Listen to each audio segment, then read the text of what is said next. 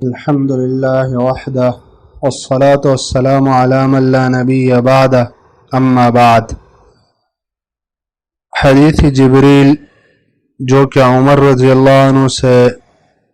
نقل ہے بیان ہو رہی تھی، تو یہاں تک بات پہنچ چکی تھی کہ جبریل علیہ السلام آئے اور نبی صلی اللہ علیہ وسلم کے سامنے بیٹھ گئے۔ تو یہاں سے معلوم ہوتا ہے کہ علم کے لیے انسان کو سامنے بیٹھنا چاہیے تاکہ انسان کی توجہ یہ بالکل برابر رہے۔ اور پھر اس کے بعد جبریل علیہ السلام نے وَوَضَعَ يَدَيْهِ عَلَى فَخِذَيْهِ اپنے ہاتھ اپنے رانوں کے اوپر رکھے، یعنی تشہد کی حالت میں بیٹھ گئے اور اپنے ہاتھ اپنے رانوں کے اوپر رکھ لیے۔ یہاں سے معلوم ہوتا ہے کہ طلب علم میں طالب العلم کے لیے بہتر یہ ہے کہ وہ التحیات کی حالت میں بیٹھے، تشہد کی حالت میں۔ یہ سب سے بہتر کیفیت ہے طالب العلم کے بیٹھنے کے لیے۔ ہاں، اگر انسان تھک جائے یا کوئی مسئلہ ہو تو پھر انسان دوسری کیفیت دوسری صورت بھی اختیار کر سکتا ہے، مگر بہتر صورت وہ یہی ہے جو اس حدیث میں بیان ہو چکی ہے۔ اور پھر اس کے بعد اپنے ہاتھ یہ انہوں نے اپنے رانوں پر رکھے۔ یہاں اس میں دو احتمال ہے۔ ایک احتمال تو یہ ہے کہ جبریل علیہ السلام نے اپنے ہاتھ اپنے رانوں پر رکھے، اور دوسرا احتمال جو کہ ظاہر احتمال ہے وہ یہ کہ جبریل علیہ السلام نے اپنے ہاتھ نبی صلی اللہ علیہ وسلم کے ران مبارک کے اوپر رکھے۔ یہ احتمال النسائی کی روایت سے معلوم ہوتا ہے، کیونکہ وہاں پر تصریح آئی ہے اس بات کی کہ وَحَتَّى وَضَعَ يَدَهُ عَلَى رُكْبَتَيْ رسول اللہ صلی اللہ علیہ وسلم، کہ اپنے ہاتھ وہ نبی صلی اللہ علیہ وسلم کے ران مبارک اس کے اوپر رکھ لیے۔ تو یہ ہاتھ ان کے رانوں پر کیوں رکھے ہے؟ تو یہ صرف اس مقصد کے لیے تاکہ اپنی حالت یہ لوگوں سے چھپا سکے، کیونکہ جبریل علیہ السلام وہ لوگوں کو یہ بتلانا اور نہیں چاہ رہے تھے کہ لوگوں کو پہلے سے پتہ چلے کہ میں جبریل ہوں، کیونکہ اگر پہلے سے پتہ چل جاتا لوگوں کو کہ یہ جبریل علیہ السلام ہے تو پھر سارے لوگ اس کے شکل اور صورت کی طرف متوجہ ہوتے، اور جو سوالات وہ پوچھ رہے تھے تو اس کی طرف توجہ ہی نہیں جاتی۔ تو اس وجہ سے جبریل علیہ السلام نے اپنی حالت یہ بالکل چھپائے رکھی، تو اپنے ہاتھ یہ نبی صلی اللہ علیہ وسلم کے رانوں کے اوپر رکھ لیے۔ یہاں سے یہ فائدہ معلوم ہوتا ہے کہ دوسرے انسان کے رانوں کو مسح کرنا یہ جائز مسئلہ ہے، لیکن جب اس کے اوپر کوئی پردہ ہو، درمیان میں کوئی حائل ہو، تو پھر یہ مسئلہ جائز ہے۔ اور اگر کوئی پردہ وغیرہ نہ ہو، کوئی کپڑا کچھ بھی نہیں، تو پھر ایسی صورت میں دوسرے کا ران اس کو مسح کرنا یہ جائز نہیں ہے، کیونکہ ران یہ عورت ہے، فخذ یہ عورت ہے، مگر عورت غلیظہ نہیں ہے، سخت عورت نہیں ہے۔ تو اگر بغیر حائل کے ہو تو کسی کے ران کی طرف دیکھنا، کسی کے ران کو ہاتھ لگانا یہ جائز نہیں ہوتا ہے۔ ہاں، جب درمیان میں حائل آ جاتا ہے تو پھر اس پر انسان کا اگر ہاتھ لگ جائے یا اور اس کے ران کے اوپر آپ نے اپنا ران رکھ لیا تو کوئی حرج نہیں ہے۔ جیسا کہ زید رضی اللہ عنہ کی روایت سے بھی یہ بات ثابت ہوتی ہے کہ میں نبی صلی اللہ علیہ وسلم کے ساتھ بیٹھا ہوا تھا، تو نبی علیہ السلام پر وحی کی کیفیت طاری ہوئی، تو نبی صلی اللہ علیہ وسلم کی ران مبارک وہ آ کر میرے رانوں کے اوپر گر گئی۔ تو یہاں سے بھی معلوم ہوتا ہے کہ ران یہ عورت نہیں ہے، عورت غلیظہ نہیں ہے، باقی نفس عورت وہ تو ہے۔ اس کے بعد جبریل علیہ السلام نے نبی صلی اللہ علیہ وسلم کو مخاطب کر کے کہا، یا محمد، اے محمد، اخبرنی عن الاسلام، مجھے اسلام کے بارے میں خبر دو۔ یہاں پر جبریل علیہ الصلوۃ والسلام نے یا محمد کا لفظ استعمال کیا، یا محمد، کہ اے محمد، یہ لفظ، اس کا استعمال، اس سے قرآن اور حدیث میں امت کے لیے منع آیا ہوا ہے۔ کئی دلائل ہے جس سے معلوم ہوتا ہے کہ کوئی امتی وہ اللہ کے رسول صلی اللہ علیہ وسلم کو یا محمد کے ساتھ نہیں پکار سکتا، کیونکہ اللہ کے رسول صلی اللہ علیہ وسلم وہ والد کی طرح ہے،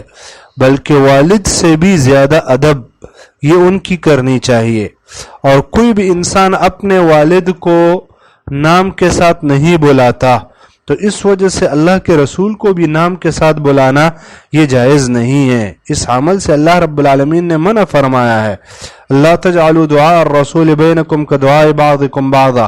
کہ اے لوگوں پیغمبر کو ایسے مت بلاؤ جیسے آپس میں ایک دوسرے کو بلاتے ہو کہ یا فلاں یا فلاں، تو اللہ کے رسول کو بھی اس طرح کی آواز نہیں دو گے۔ اور سورہ حجرات میں بھی اللہ رب العالمین نے منع فرمایا اس بات سے کہ یا ایھا الذین آمنوا لا ترفعوا اصواتکم فوق صوت النبی ولا تجہروا له بالقول کجہر بعضکم لبعض، کہ بھائی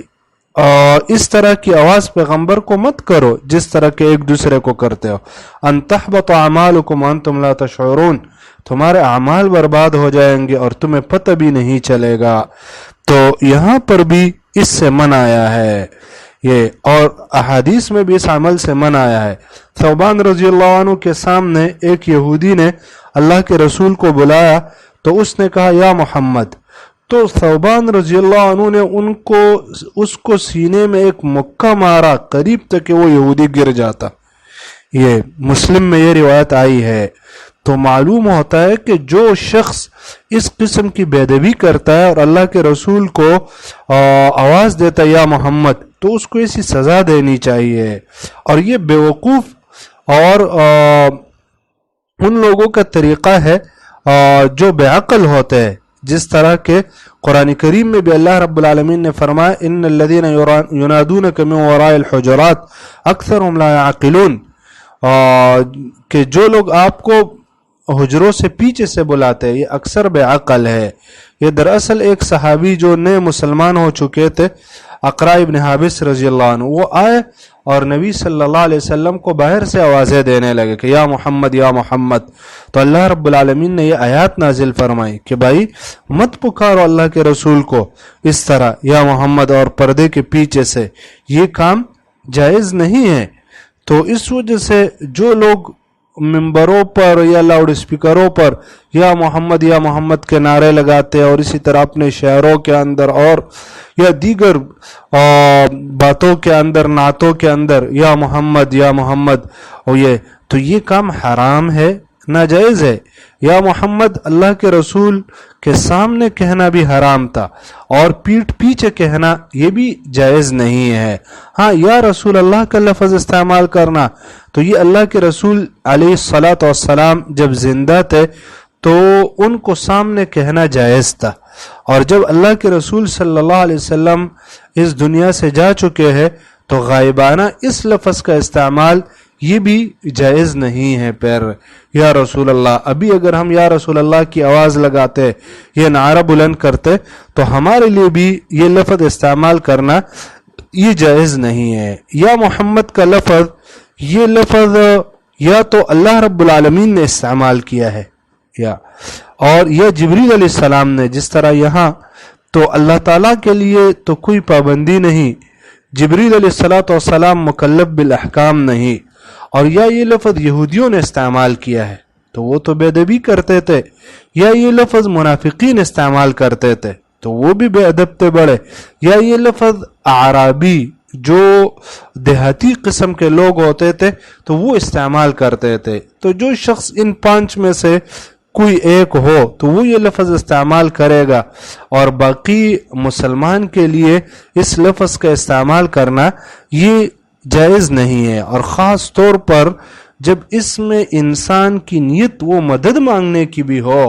یا محمد یا رسول اللہ مدد، تو پھر تو یہ شرکی آواز بن جاتا ہے، پھر تو بالکل حرام ناجائز اور شرک بن جاتا ہے۔ ہاں اگر مدد کی نیت نہیں ہے تو پھر بھی یہ جائز نہیں ہے، کیونکہ یہ بلا فائدہ جو دے رہا ہے۔ ہاں اگر محبت کی نیت سے ہو، جیسے اکثر کہتے ہیں کہ بھائی ہم محبت کی نیت سے پکارتے ہیں، تو بھائی محبت بھی تو ایک عبادت ہے، اور عبادت کے لیے کوئی دلیل اور نقل ہونی چاہیے، اور یہاں اس پر کوئی نقل نہیں ہے، تو اس وجہ سے یا محمد کا لفظ استعمال کرنا یہ جائز نہیں ہے۔ ہاں دوسری روایت سے یہ بات بھی ثابت ہوتی ہے کہ جبریل علیہ السلام نے یا رسول اللہ کا لفظ یہاں استعمال کیا ہے، جس طرح کے بخاری کے میں یہی الفاظ آتے ہیں۔ تو دو ممکن ہے کہ شروع میں یا محمد استعمال کیا ہو، بعد میں یا رسول اللہ استعمال کیا ہو، اور یا ممکن ہے کہ یہ روایت بالمعنی ہو۔ اللہ رب العالمین ہمیں اس قسم کے بے ادبی سے بچائے اور ہمیں ان باتوں پر عمل کرنے کی توفیق عطا فرمائے۔ سبحانک